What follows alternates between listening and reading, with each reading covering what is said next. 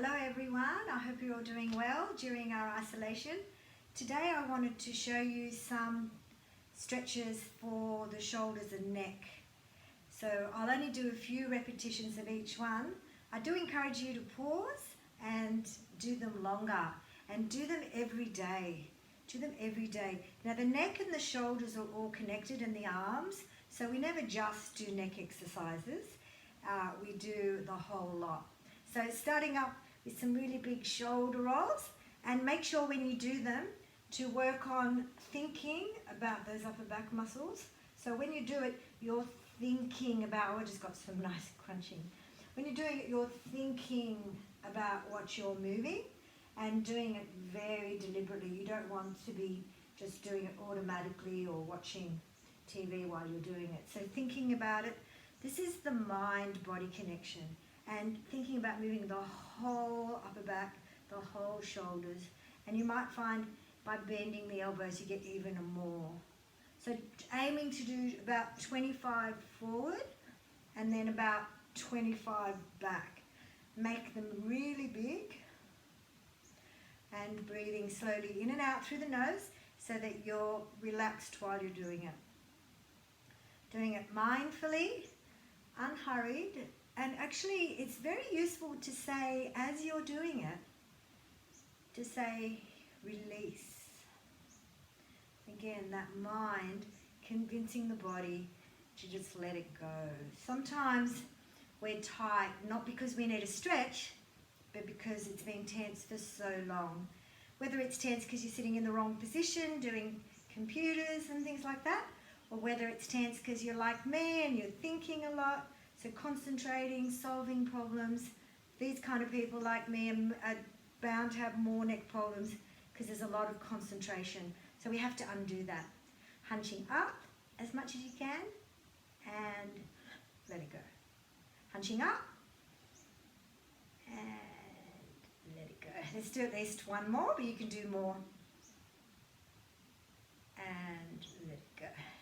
Good. Now when you're doing your neck stretches, start first by limbering. So I'm just going from the left to the right and I'm not forcing it. Zigzagging up wherever it goes. Now everyone's got different issues, so do a little bit if you've got problems, see how it goes. And I found, doesn't matter how much I do, it doesn't get worse from these. But you need to be responsible for yourself. Now as I find I'm doing it again, I'm finding my neck is going further to the right and further to the left. The other thing, tight neck can also be linked to the gallbladder meridian. So if you're interested in this Chinese medicine or interested in fixing your neck naturally, look up the gallbladder meridian and press all those acupuncture points, and I think you'll find they'll be helpful. If the acupuncture points are sore, you know there's definitely congestion or a blockage there, and keep doing it more and more. Good, and you can just release it a bit again if it's feeling uncomfortable. All right, and then we can turn the head to the right, breathe in. And as you breathe out, just surrender on the out breath, turn it a bit more, inhale. And as you exhale, a little bit further. Every breath out, taking it a little bit further.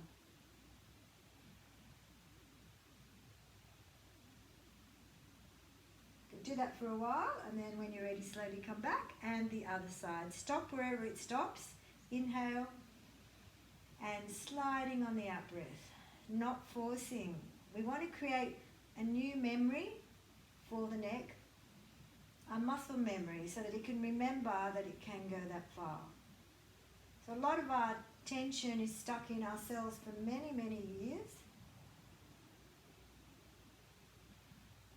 Relax the tongue resting behind the bottom teeth. Good, and coming round. And if your neck's not too bad, start making little circles. And if you feel confident, you can do more and more. Now I want you to trust your gut feeling That's different to having fear. And know that sometimes your healthcare professionals will err on the under, so they'll tell you to be more careful than you need to be to cover their own back. So I hope that I'm dealing with intelligent people who will make decisions for themselves, okay, and then coming the other way. So I'm not saying that we should ignore professionals, but how about you experiment and see? Because ideally, you should know your own body better than anybody else. Good. Another one I'd like to show you, I call it picking apples, and you're reaching all through the fascia, reaching as if you're collecting apples, and your focus is on the reach. Reach like you're collecting apples, reach a bit further over there, and think about all this fascia that you're stretching, because muscles can become calcified and become as hard as bones if you don't move them. And obviously this is a very natural movement for human beings, where we originally were born, or we were created in our garden where we would have been collecting apples. So see if you can reach a little bit further than you would normally. And you can even start going up on your toes, but I want you to, for today, I want you to concentrate on the upper body movement. Now, you can start doing it faster, and if your neck's sore, don't look up. Gradually that will get better. And working towards, first doing say 20 or 30, and hopefully eventually working towards 100. Good, and that might start to feel a bit uncomfortable for a while, so you can just release it again, because it's also strengthening as well as stretching.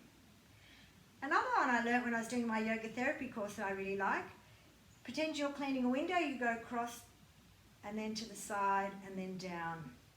So as big a movement as you can, as big as you can. So again, I'm only going to do a few, otherwise this will be a really long video, and you can do more. So you do a few this way. I would encourage you, if you can gradually build up to at least 10, and then going the opposite direction, across and down.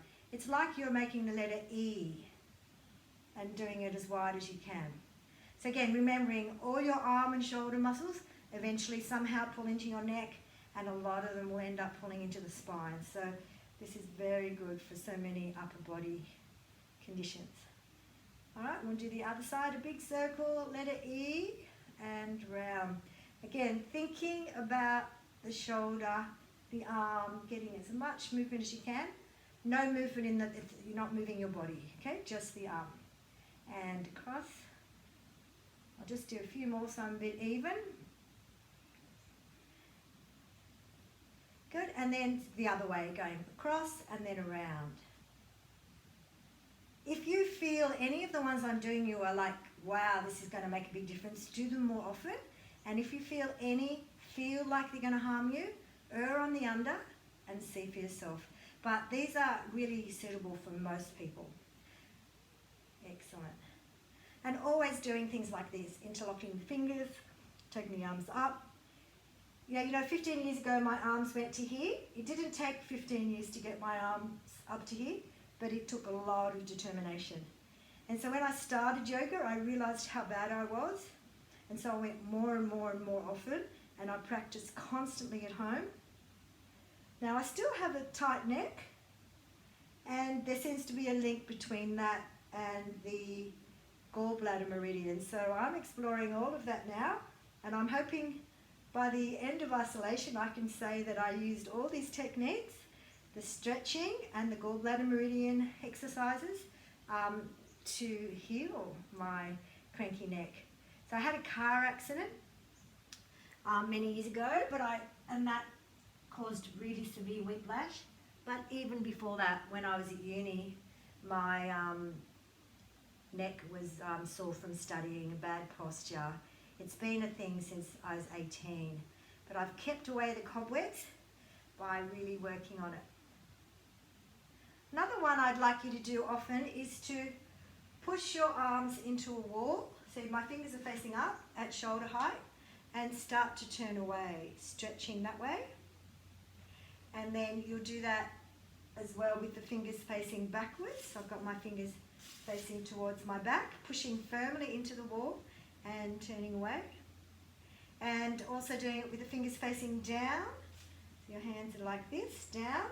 And this is where a lot of you will get caught. So you can turn around and push your palm into the wall.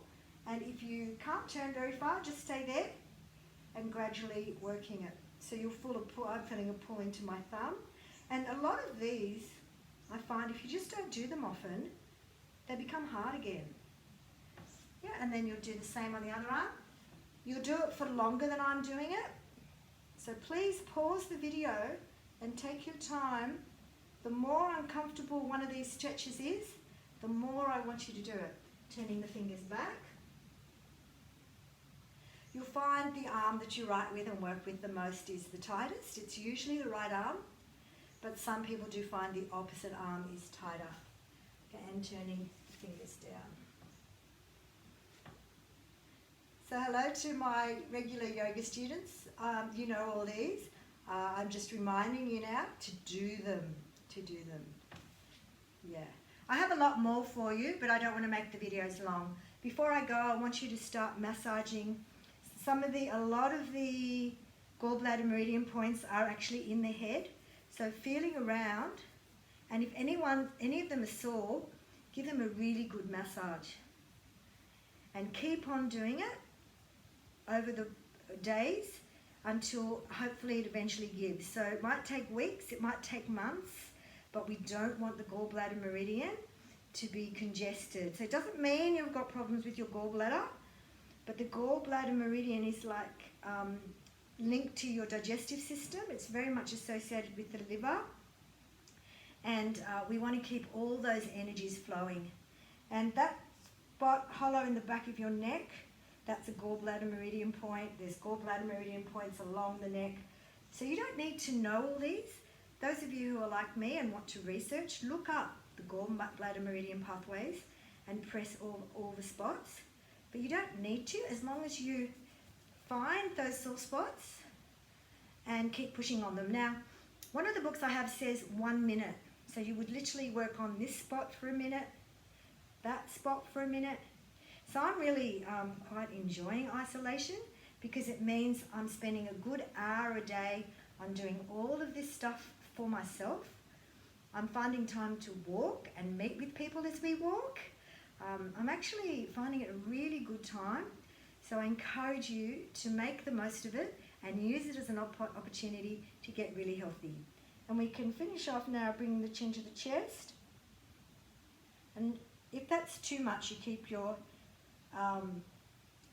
hands down and play with that for a few minutes. And if you do put your hands over your head, you're literally only adding just the weight of your arms, you're not pushing. And every breath out, trying to get the chin lower. Take a few minutes. I feel like this is a very fast session I'm doing for you. I want you to do everything for twice as long, if not more, than what I'm doing. Stay in touch with me too. Send me SMSs or emails and tell me how you're going with all of these stretches. And don't forget to like the YouTube channel Gigi Neophyte if you like my channel, and that way you'll get all the different videos as they come through. All right, have a great day. Bye.